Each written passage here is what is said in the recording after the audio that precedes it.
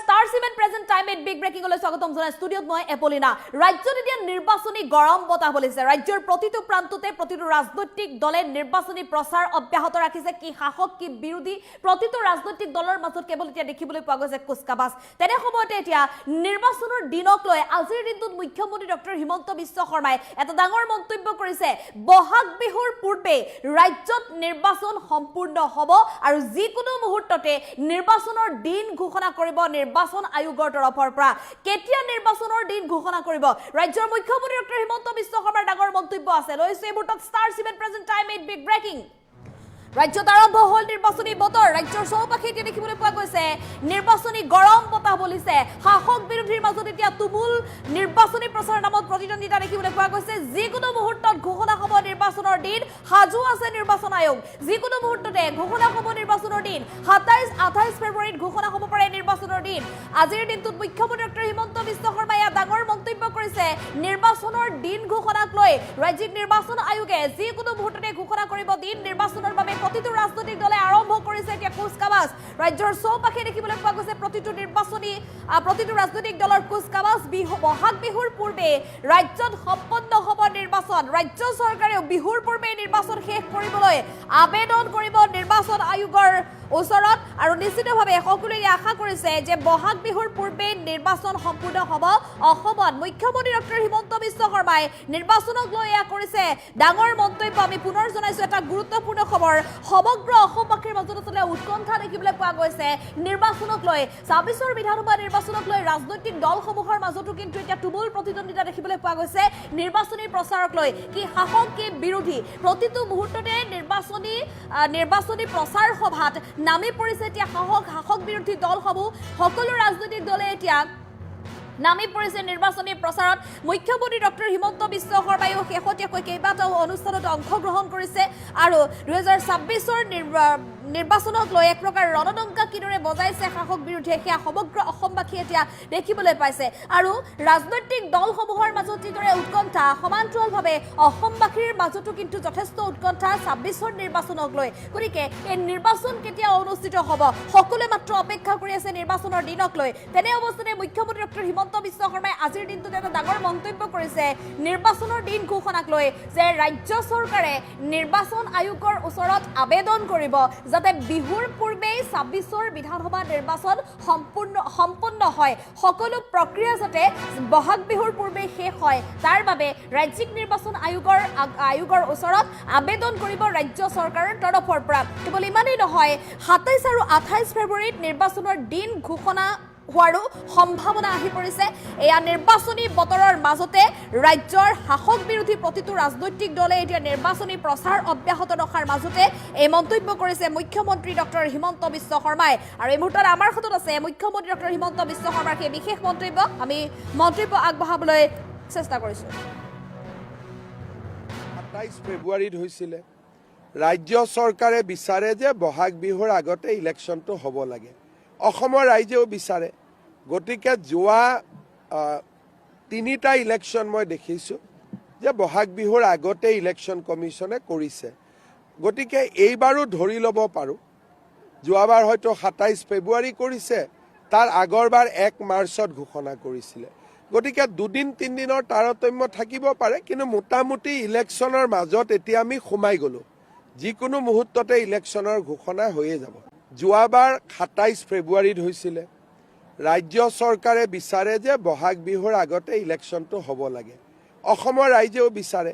গতিকে যোৱা 3টা ইলেকশ্যন মই দেখিছোঁ যে বহাগ বিহুৰ আগতে ইলেকশ্যন কমিশ্যনে কৰিছে। গতিকে এইবাৰো ধৰি ল'ব পাৰোঁ যোৱাবাৰ হয়তো 27 ফেব্ৰুৱাৰী কৰিছে, তাৰ আগৰবাৰ 1 মাৰ্চত ঘোষণা কৰিছিলে। গতিকে 2-3 দিনৰ তাৰতম্য থাকিব পাৰে, কিন্তু মোটামুটি ইলেকশ্যনৰ মাজত এতিয়া আমি সোমাই গ'লোঁ। যিকোনো মুহূৰ্ততে ইলেকশ্যনৰ ঘোষণা হৈয়ে যাব। যোৱাবাৰ 27 ফেব্ৰুৱাৰীত হৈছিলে ৰাজ্য চৰকাৰে বিচাৰে যে বহাগ বিহুৰ আগতে ইলেকশ্যনটো হ'ব লাগে। অসমৰ ৰাইজেও বিচাৰে। গতিকে যোৱা 3টা ইলেকশ্যন মই দেখিছোঁ যে বহাগ বিহুৰ আগতে ইলেকশ্যন কমিশ্যনে কৰিছে। গতিকে এইবাৰো ধৰি ল'ব পাৰোঁ যোৱাবাৰ হয়তো 27 ফেব্ৰুৱাৰী কৰিছে, তাৰ আগৰবাৰ 1 মাৰ্চত ঘোষণা কৰিছিলে। গতিকে দুদিন তিনিদিনৰ তাৰতম্য থাকিব পাৰে, কিন্তু মোটামুটি ইলেকশ্যনৰ মাজত এতিয়া আমি সোমাই গ'লোঁ। যিকোনো মুহূৰ্ততে ইলেকশ্যনৰ ঘোষণা হৈয়ে যাব। যোৱাবাৰ ২৭ ফেব্ৰুৱাৰীত হৈছিলে। ৰাজ্য চৰকাৰে বিচাৰে যে বহাগ বিহুৰ আগতে ইলেকশ্যনটো হ'ব লাগে। অসমৰ ৰাইজেও বিচাৰে। গতিকে যোৱা তিনিটা ইলেকশ্যন মই দেখিছোঁ যে বহাগ বিহুৰ আগতে ইলেকশ্যন কমিশ্যনে কৰিছে। গতিকে এইবাৰো ধৰি ল'ব পাৰোঁ, যোৱাবাৰ হয়তো ২৭ ফেব্ৰুৱাৰী কৰিছে, তাৰ আগৰবাৰ ১ মাৰ্চত ঘোষণা কৰিছিলে। গতিকে দুদিন তিনিদিনৰ তাৰতম্য থাকিব পাৰে, কিন্তু মোটামুটি ইলেকশ্যনৰ মাজত এতিয়া আমি সোমাই গ'লোঁ। যিকোনো মুহূৰ্ততে ইলেকশ্যনৰ ঘোষণা হৈয়ে যাব। যোৱাবাৰ ২৭ ফেব্ৰুৱাৰীত হৈছিলে। ৰাজ্য চৰকাৰে বিচাৰে যে বহাগ বিহুৰ আগতে ইলেকশ্যনটো হ'ব লাগে। অসমৰ ৰাইজেও বিচাৰে। গতিকে যোৱা তিনিটা ইলেকশ্যন মই দেখিছোঁ যে বহাগ বিহুৰ আগতে ইলেকশ্যন কমিশ্যনে কৰিছে। গতিকে এইবাৰো ধৰি ল'ব পাৰোঁ, যোৱাবাৰ হয়তো ২৭ ফেব্ৰুৱাৰী কৰিছে, তাৰ আগৰবাৰ ১ মাৰ্চত ঘোষণা কৰিছিলে। গতিকে দুদিন তিনিদিনৰ তাৰতম্য থাকিব পাৰে, কিন্তু মোটামুটি ইলেকশ্যনৰ মাজত এতিয়া আমি সোমাই গ'লোঁ। যিকোনো মুহূৰ্ততে ইলেকশ্যনৰ ঘোষণা হৈয়ে যাব। যোৱাবাৰ ২৭ ফেব্ৰুৱাৰীত হৈছিলে। ৰাজ্য চৰকাৰে বিচাৰে যে বহাগ বিহুৰ আগতে ইলেকশ্যনটো হ'ব লাগে। অসমৰ ৰাইজেও বিচাৰে। গতিকে যোৱা তিনিটা ইলেকশ্যন মই দেখিছোঁ যে বহাগ বিহুৰ আগতে ইলেকশ্যন কমিশ্যনে কৰিছে। গতিকে এইবাৰো ধৰি ল'ব পাৰোঁ, যোৱাবাৰ হয়তো ২৭ ফেব্ৰুৱাৰী কৰিছে, তাৰ আগৰবাৰ ১ মাৰ্চত ঘোষণা কৰিছিলে। গতিকে দুদিন তিনিদিনৰ তাৰতম্য থাকিব পাৰে, কিন্তু মোটামুটি ইলেকশ্যনৰ মাজত এতিয়া আমি সোমাই গ'লোঁ। যিকোনো মুহূৰ্ততে ইলেকশ্যনৰ ঘোষণা হৈয়ে যাব।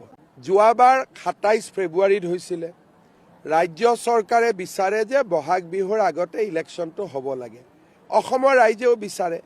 গতিকে যোৱা তিনিটা ইলেকশ্যন মই দেখিছোঁ যে বহাগ বিহুৰ আগতে ইলেকশ্যন কমিশ্যনে কৰিছে। গতিকে এইবাৰো ধৰি ল'ব পাৰোঁ, যোৱাবাৰ হয়তো ২৭ ফেব্ৰুৱাৰী কৰিছে, তাৰ আগৰবাৰ ১ মাৰ্চত ঘোষণা কৰিছিলে। গতিকে দুদিন তিনিদিনৰ তাৰতম্য থাকিব পাৰে, কিন্তু মোটামুটি ইলেকশ্যনৰ মাজত এতিয়া আমি সোমাই গ'লোঁ। যিকোনো মুহূৰ্ততে ইলেকশ্যনৰ ঘোষণা হৈয়ে যাব। যোৱাবাৰ ২৭ ফেব্ৰুৱাৰীত হৈছিলে। ৰাজ্য চৰকাৰে বিচাৰে যে বহাগ বিহুৰ আগতে ইলেকশ্যনটো হ'ব লাগে। অসমৰ ৰাইজেও বিচাৰে। গতিকে যোৱা তিনিটা ইলেকশ্যন মই দেখিছোঁ যে বহাগ বিহুৰ আগতে ইলেকশ্যন কমিশ্যনে কৰিছে। গতিকে এইবাৰো ধৰি ল'ব পাৰোঁ, যোৱাবাৰ হয়তো ২৭ ফেব্ৰুৱাৰী কৰিছে, তাৰ আগৰবাৰ ১ মাৰ্চত ঘোষণা কৰিছিলে। গতিকে দুদিন তিনিদিনৰ তাৰতম্য থাকিব পাৰে, কিন্তু মোটামুটি ইলেকশ্যনৰ মাজত এতিয়া আমি সোমাই গ'লোঁ। যিকোনো মুহূৰ্ততে ইলেকশ্যনৰ ঘোষণা হৈয়ে যাব। যোৱাবাৰ ২৭ ফেব্ৰুৱাৰীত হৈছিলে। ৰাজ্য চৰকাৰে বিচাৰে যে বহাগ বিহুৰ আগতে ইলেকশ্যনটো হ'ব লাগে। অসমৰ ৰাইজেও বিচাৰে। গতিকে যোৱা তিনিটা ইলেকশ্যন মই দেখিছোঁ যে বহাগ বিহুৰ আগতে ইলেকশ্যন কমিশ্যনে কৰিছে। গতিকে এইবাৰো ধৰি ল'ব পাৰোঁ, যোৱাবাৰ হয়তো ২৭ ফেব্ৰুৱাৰী কৰিছে, তাৰ আগৰবাৰ ১ মাৰ্চত ঘোষণা কৰিছিলে। গতিকে দুদিন তিনিদিনৰ তাৰতম্য থাকিব পাৰে, কিন্তু মোটামুটি ইলেকশ্যনৰ মাজত এতিয়া আমি সোমাই গ'লোঁ। যিকোনো মুহূৰ্ততে ইলেকশ্যনৰ ঘোষণা হৈয়ে যাব। যোৱাবাৰ ২৭ ফেব্ৰুৱাৰীত হৈছিলে।